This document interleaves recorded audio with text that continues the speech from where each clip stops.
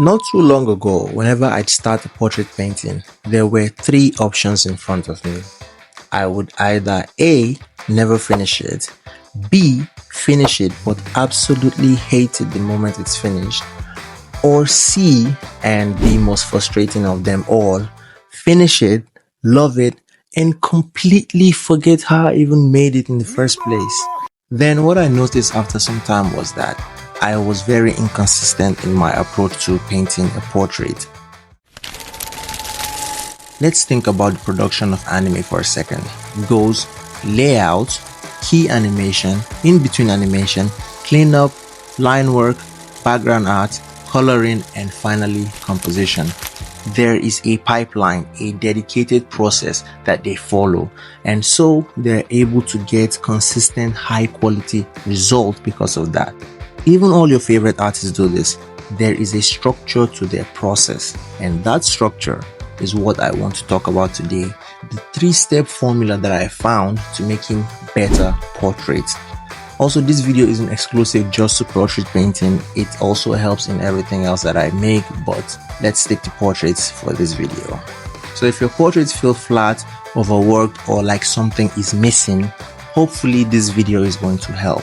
Before we get into the main video, let me just say that drawing will do a lot of the heavy lifting when it comes to getting your portraits to look right. So if that's something you struggle with, drawing the head, getting the structure right, correctly placing the features and accurate proportions, I have a 2-hour free mini course on it. It will be the first link in the description if you want to go check it out after this video.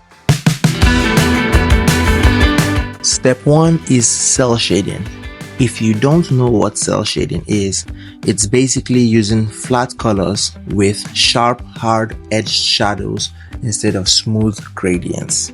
It's often used in animes, cartoons, video games, comics, and webtoons. It's a very stylized and iconic look. We'll get to why we're using an anime style for an organic painting in a second, but for now, let's talk about how to set up and organize your layers for maximum efficiency and increase shareholder value.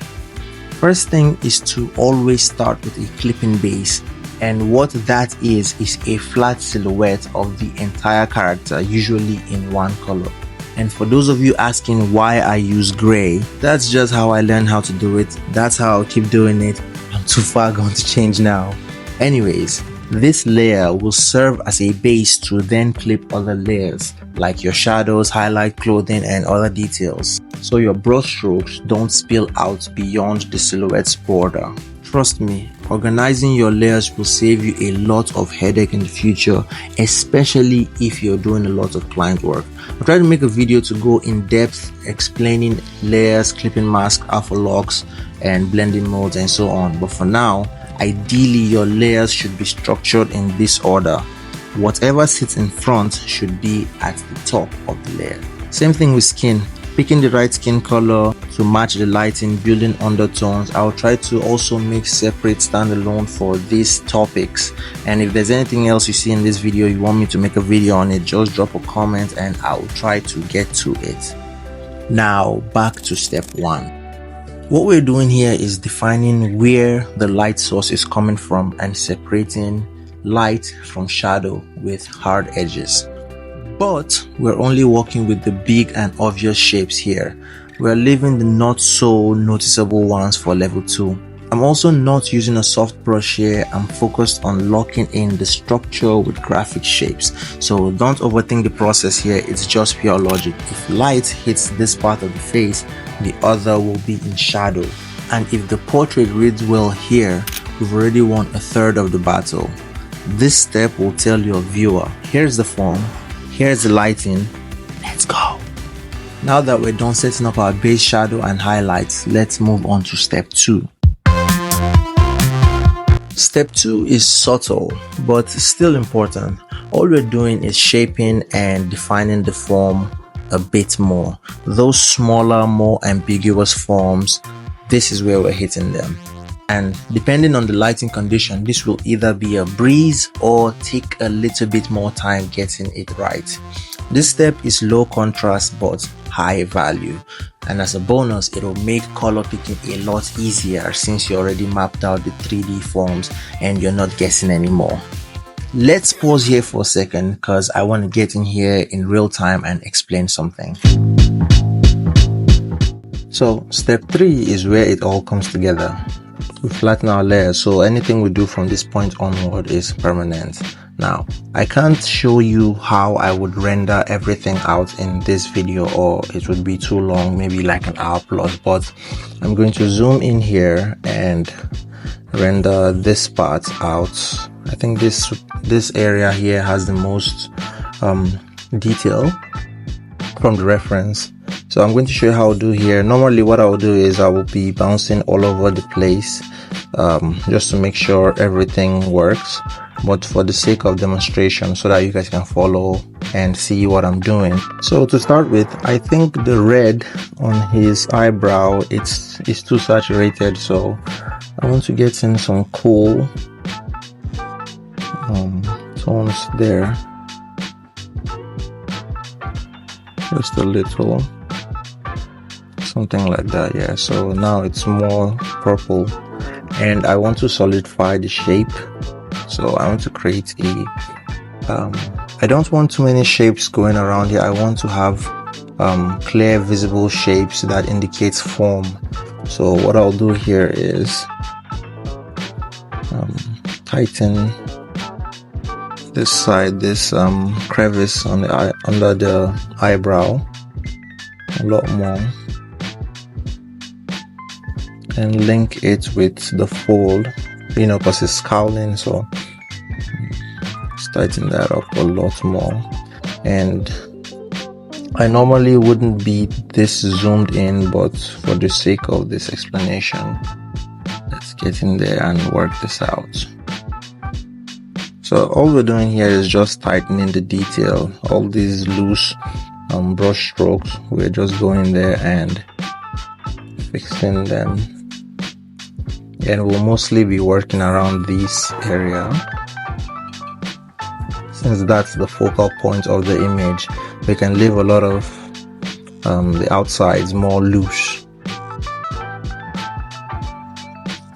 I will tighten up the boundary of his eyes.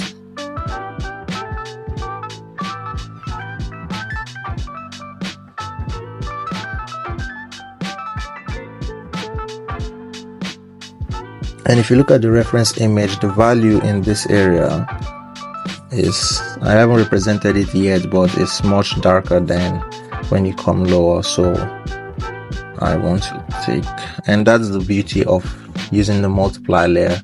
You get to put a lot of color down without actually having to do too much thinking about picking the right color. So now if I want to select colors, I can just come here and then see if that works. And again, we're creating shapes. We're not just randomly putting down brush strokes. We're trying to create an interesting shape that shows form. So this would be the temple.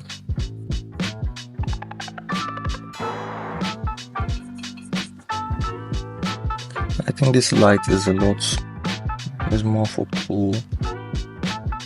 It made it warmer.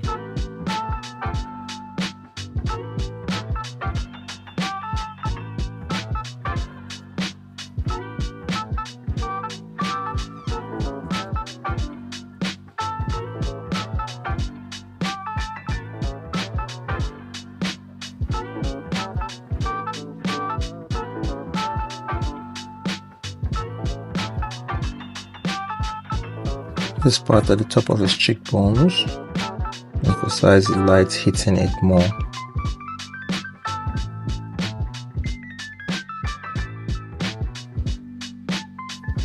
And it's just I'm mostly working from dark to light now, so all these areas that I've made dark from the level 1 cell shading, okay, for example, I'll select the base color here and then just push it up a little bit more.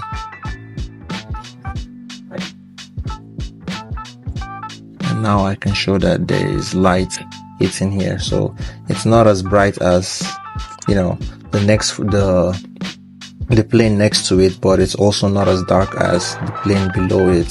So it just shows a turning plane, but without emphasizing it too much.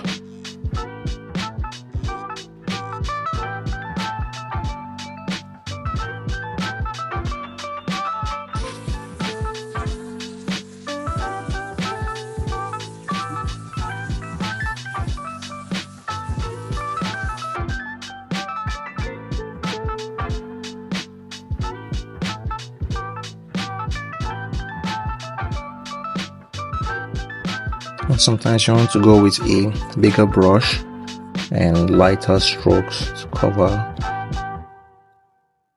areas. And as you can see, I'm not blending right now. I don't blend too much, but sometimes like here, I might just do something like that, and just to create a more pleasant transition between these forms. I think this might be a little too dark, and this is where I like this brush, just to soften the transition and give me some texture. And I know it's still early on, but I can't resist just putting this right here.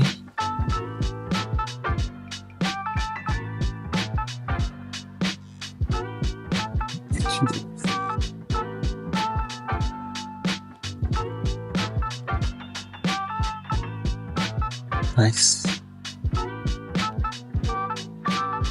Also, I feel like if I feel like I'm putting down too many brush strokes, I will change brushes and then just start putting down broader strokes, because I feel like me being zoomed in right now, it's making me focus too much on one part of the face. So, but this is just for explanation's sake. I might make my brush strokes even bigger. Let me do the beard. I'll show you how I would go about doing the beard. So since the beard is not the main focus of the illustration, what I would do is pick a small brush and then just fade outside of the beard, take my eraser, and then just try to create extra loose hair strands like so. This isn't something that you should think too hard about, because if you start applying your logical brain, then you start thinking too much about the shapes, and then you will end up getting too repetitive, and you might look robotic. So you just want to turn off your brain and just make some strokes.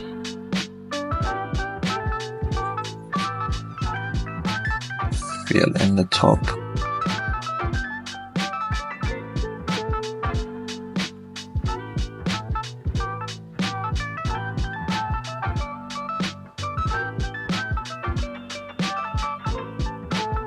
Add some highlights, nothing too crazy.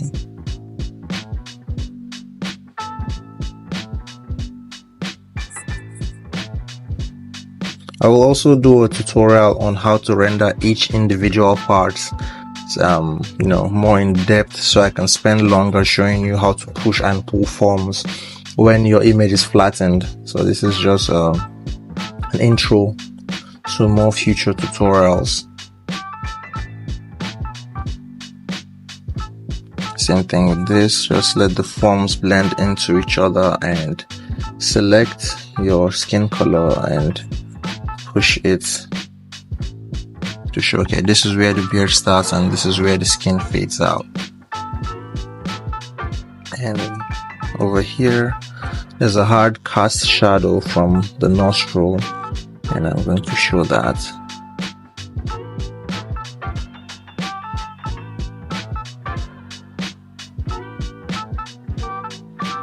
I think it's starting to come together now.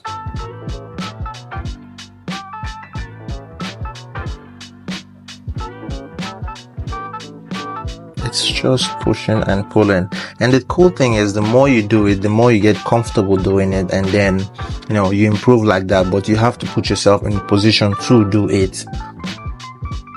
It's not really that difficult. It might be when you first start out, but the more you do it, the easier it gets, trust me. And I will put highlights where I want the viewer to look.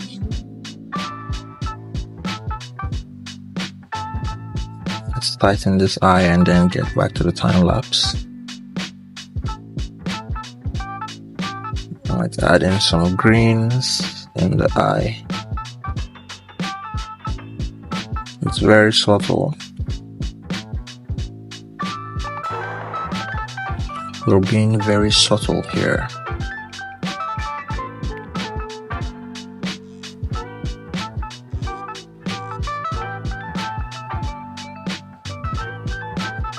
Also, I'm not going heavily into realism. I'm not going heavily into realism, so I can afford to make some stylized choices here.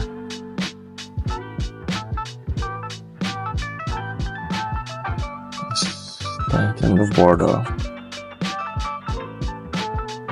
Get some highlights in the brow.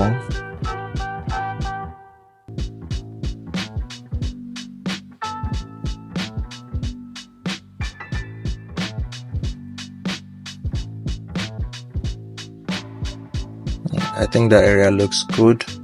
And then, well, let's get back into the time lapse.